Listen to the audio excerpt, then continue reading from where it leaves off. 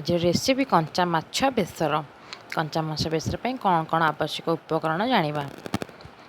आम कि सोरिष को बतुरे रखी से जीरा रसुण शुखला लंका पकईकी बाटिदेवा काश्मीर लाल मिर्च गरम मसला टमाटो पियाज सीझा आलू फुटण साधारण लुण हलदी सोरिष तेल माछ को आम भल भाव धोईकी लुण हलदी गोलैदेवा 3 टेबुल स्पून तेल फुटण पियाज पकईकी भाजीदेवा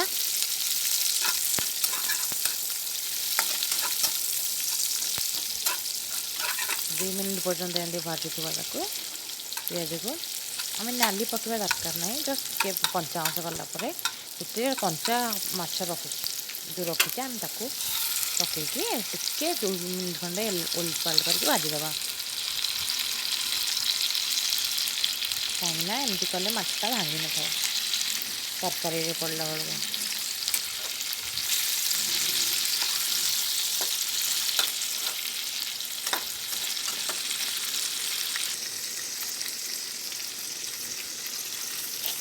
30 सेकेंड हो जाए माछटा ओल्टैकी पुणी आउ 1.5 मिनट खंडे भाजीदेवा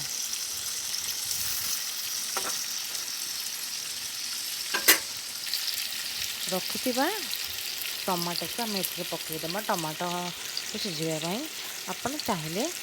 बड़ साइज टमाटो जदि आप खटा भल लगे आंबुल कि कणिया भी व्यवहार करें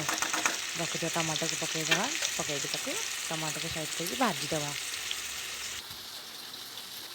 रखिथे पेस्ट मुझे बनई काश्मीर लाल मिर्ची 1 टेबुल स्पून हलदी 1/2 टेबुल स्पून गरम मसला 1/2 टेबुल स्पून 2-3 टेबुल स्पून पानी पकईकी गोलैदेवा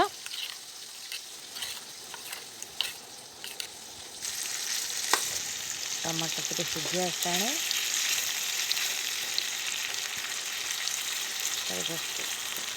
क्रश करदे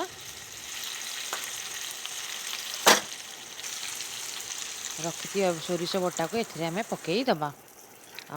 आपण आवश्यक अनुजाई पानी आपड़ देपारे ताको भलसे गोलई देला आवश्यक अनुजाई लुण पकईदबा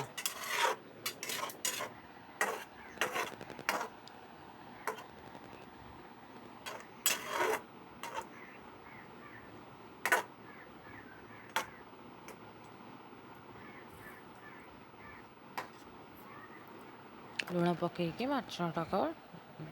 धीरे ओल्टेबे जी मोर कम माछ अच्छे भलसे ओल्टी जाऊँचे आपड़ जिते बड़े अधिक माछ यदि करेंगे भलसे देखिए करेंगे रखी से जाल को पकई देछि तापर तक 20 मिनट सिम करके छाड़ीदेवा 20 मिनट पर माछटा को ओल्टे पुणी 5-7 मिनट तक आम आउ थे फुटेबा तरकारी आमर 5-7 मिनट पर टोटाली आप यार प्रोसेस 20 मिनट टू 30 मिनट लगे माछ बेसर कंचा माछ बेसर एवं पूरा रेडी